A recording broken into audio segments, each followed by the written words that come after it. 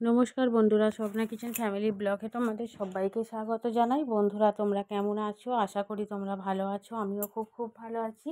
একদম সকাল থেকে ব্লগটা শুরু করলাম। সকালে স্বাগত পড়তে গিয়েছিল, তো এইমাত্র এলো আর মিঠাই বায়না ধরেছে যে দাদা ভাইয়ের কাছে পড়বো, আমার কাছে পড়বে না। তো স্বাগতকে বললাম তুমি তাহলে মিঠাইকে পড়িয়ে দাও বসে বসে। স্বাগত এখন পড়াতে বসেছে আর মিঠাইও পড়তে বসেছে। আমাকে বলছে তুমি চলে যাও, আমি দাদা ভাইয়ের কাছে পড়ে নেব।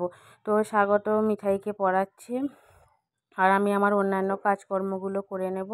সকালে উঠেছি বেশ অনেকক্ষণ, উঠে ঘর মোছা, বাসন মাজা, ঝাঁট দেওয়া, জামা কাপড় কাচা, সেগুলো ছাদে মেলে দিয়ে আসা, সব কিছু করে চান করে আর চা করাও হয়ে গেছে। তোমার দাদাভাই খেয়ে বেরিয়ে গেছে। মিঠাইকে একটু সকালে ছাতু খাইয়ে দিয়েছিলাম, তারপরে বাগানে চলে এলাম ফুল তুলতে। তো বাগানে ফুলগুলো তুলে ঠাকুরের সেবা দিলাম, দিয়ে জলখাবারের একটুখানি তরকারি করা হলো আর তারপরে এখন বসে গেছি সবজি কাটতে। তো আজকে যা যা রান্না হবে তবে সবই তোমাদের সাথে শেয়ার করব। আর এখানে সবজি কাটতে বসেছি কুমড়ো শাক। তো কুমড়ো শাকটা আমার বাপের বাড়ি থেকে নিয়ে আসা হয়েছিল, ওর বাবা এসেছিল। তো সেই কুমড়ো শাকটাই আমি করছি। আর কুমড়ো শাক কাটতে বেশ খানিকটা সময় লাগে, কারণ পাতার এদিক ওদিক ভালো করে দেখে নিতে হয়, সবুজ সবুজ পোকা থাকে তো, আর ডাঁটাগুলোর আঁশ ছাড়াতে হয়। তো সেই কারণে কুমড়ো শাকটা কাটতে বেশ অনেকক্ষণ সময় লাগে। অন্য সবজির থেকে কুমড়ো শাক, ডাঁটা এগুলো তো কাটতে অনেকটাই সময় লাগে। তো মিঠাই আমার সাথে কথা বলছে, ওদের ঘরে জল খাবার খাইয়ে দিলাম।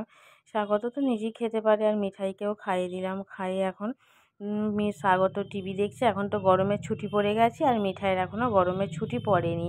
মিঠাইয়ের এখনও এক সপ্তাহ স্কুল হবে, তারপরে ছুটি পড়বে।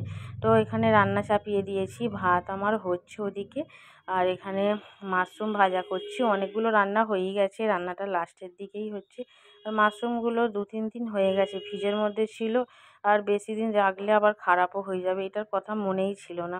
তো মাশরুমটা সব রান্নার শেষে আমি ভেজে নিচ্ছি, আর সব কিছু রান্না আমার আজকে হয়ে গেছে, আর ভাতটাও ওদিকে হয়ে গেছে। এবার আমি ফ্যান ঝাড়বো। তো কী কী রান্না হয়েছে দেখো, পটল ভাজা, আলু ভাজা, মাশরুম ভাজা, আমের চাটনি, তার সাথে হয়েছে কুমড়ো শাক দিয়ে মুসুর ডাল দিয়ে তরকারি। হচ্ছে দুপুরবেলা রান্না। দুপুরে খাওয়া দাওয়া করে একটু রেস্ট নিয়েছিলাম, তারপরে ঘুম থেকে উঠে ছাদে গেলাম, জামা কাপড় তুলে নিয়ে আসা, মিঠাইকে খাওয়ানো, ঘুম থেকে তুললাম, তারপর ওকে খাইয়ে সন্ধে দিলাম। সন্ধে দিয়ে তো এখন লিখছে মিঠাই বসে বসে, ওকে সকালে পড়িয়ে দিই আর সন্ধেবেলার দিকে লেখাই। কোনো দিন সন্ধেবেলার দিকে পড়াই, সকালের দিকে লেখাই, তো ওটাই করাই। আজকে স্বাগত সকালে পড়িয়েছে, আমি ওই জন্যে সন্ধেবেলা বসে বসে লেখা করাচ্ছিলাম। আর সব পড়াশোনা একবারে করাই না, বড্ড ছোটো তো, ওর উপর অতটা চাপও দিই না আমি। তো রাত্রিরে রান্না চাপিয়ে দিয়েছি, কুমড়ো আলু, তার সাথে ছোলা দিয়ে তরকারি হচ্ছে, আর এখানে রুটি হচ্ছে।